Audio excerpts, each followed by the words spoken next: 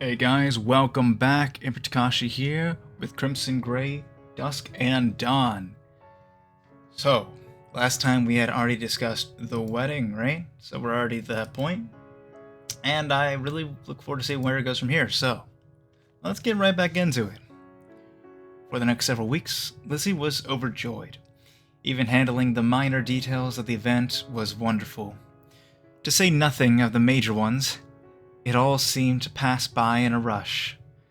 But she relished it and tried to capture every detail in her mind.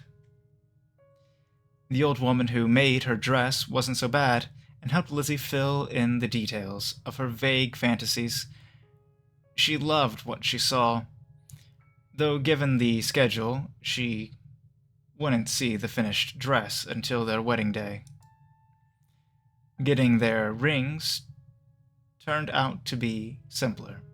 Just a visit to a jeweler's and a wait. Their rings were a perfect match, except for the size. Until the wedding, they each held the other's ring. Lizzie found herself clutching it in her hands, often smiling to herself. Focused on the wedding, Lizzie paid little attention to the news. It didn't matter. All that mattered was the two of them. Until one day, when that wasn't true anymore. Oh no. Oh no. No, the music's back too. No, what's happening? Lizzie was returning home when she heard voices inside. She disliked that, but it wasn't too far out of the ordinary. Speeding up to hear better, she realized that it wasn't anyone inside. It was the television. John occasionally had the news on while he worked, but it was uncommon. She most likely wouldn't even need to tell him to turn it off. So she opened the door with a smile on her face.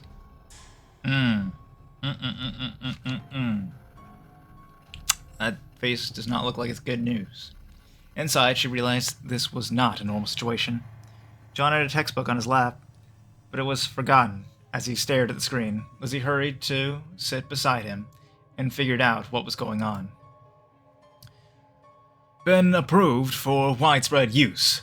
Koitek representatives that demand is likely to outpace supply, but the corporation will increase production in an effort to provide the devices at cost to government and educational institutions. Koitek, man. When's the next game gonna come out so we can destroy Koitek? Gotta destroy Koitek, you know. Operation Destroy Koitek. John, what's happening? Congress rushed through an act in response to the Ronos incident. They're blaming it all on her, saying that increased measures need to be taken to prevent such people from killing anyone else. But we know it's Koitek. Oh my goodness, this is just like real life. Ugh, gross. A hollow cold began to slide through Lizzie's body. She sat down beside John, but he provided no happy warmth. He was an ally against what she knew was coming. What kind of increased measures? Pharmaceutical lobbyists had their hands all over the act. So it's going to be increased medication, but that's not. He cut off as the news anchor transitioned to something else, which proved to be Francesca Kelsey, making a prepared statement. Though all our hearts go out to the families of those who died in the tragedy of Warnos, we must be careful not to take the wrong lessons from this terrible event. None of us will ever know what went through the killer's mind, and we still do not know all the facts surrounding the case. Furthermore, many of the suggestions show a troubling over-reliance on hormones and chemical markers, already a failing of many corporations. There is a danger of seeking simple answers instead of finding solutions that will. Her words dissolved into a meaningless hum. Lizzie knew that calm words advising caution wouldn't have any effect, not when others were panicking and demanding action. she felt slightly guilty for being suspicious of Francesca when she was on campus. What does the act actually do? They haven't talked about all of it yet. But it sounds like there will be increased funding for various measures designed to prevent violence, ostensibly. But they're the ones behind the violence.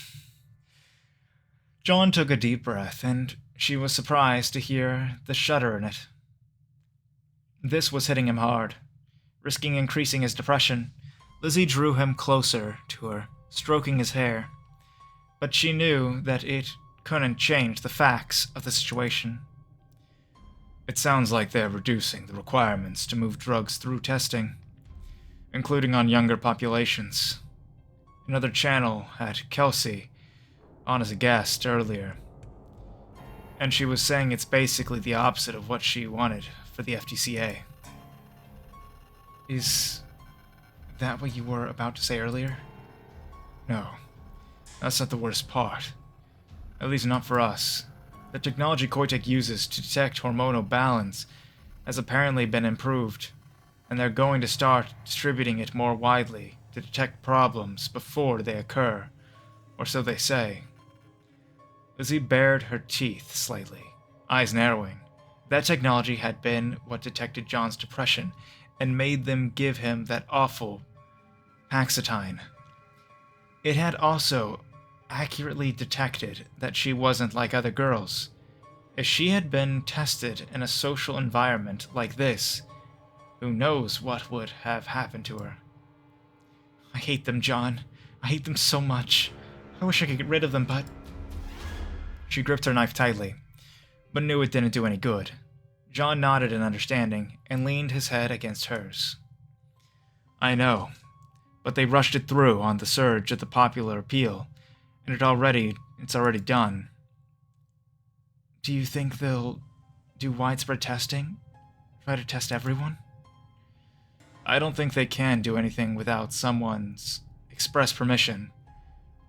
But parents will probably get their children checked. There are restrictions on medicating young children, but... Do you think it will come here? Probably not. Presumably, cities will adopt it first, and it will take much longer for it to filter to rural areas, but it would happen eventually.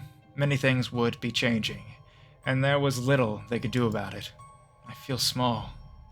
These events all happened so far away, without us being able to do anything. I prefer the last problem. I could decapitate that one. Her joke didn't even get a smile from John, which made Lizzie's heart sink. She understood why it was having a big effect on him. She just wished she could do something about it. I don't know, Lizzie. I just don't know. I think this is going to get bad. Society isn't going to change overnight, but this is just the beginning. Things will keep changing. John, are you alright? I'll manage. It's just painful to think about the future right now. Everything we've tried to do here was useless. Z pulled him closer, let him rest his head in her lap, and spoke softly and soothingly. She could see the depression descending over him, and though he clung to her and didn't drown in it, as he used to, it was the worst incident in a long time.